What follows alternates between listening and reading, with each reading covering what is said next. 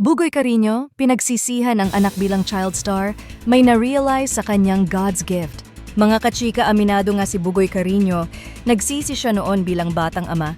Pero sa huli, may matinding realization pala siya.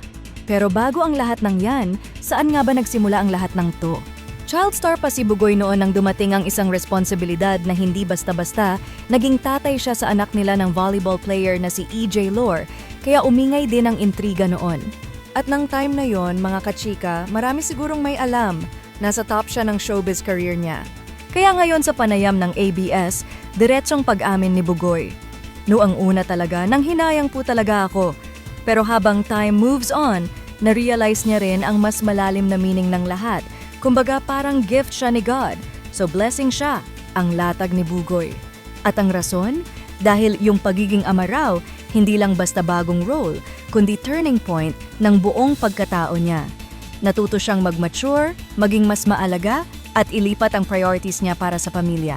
Say pa niya, kumbaga nung time na yon, mas maraming blessing na pumasok sa akin, kaya yung regrets at pagsisisi daw, pinalayas niya. At dito na pumasok ang linyang bumuo sa lahat ng kanyang realizations. Walang ibibigay si God na pagsubok, blessing, o gift na hindi natin kaya. Kaya ano sa tingin niyo mga kachika? Kailangan ba talagang may pagbabago para matauhan?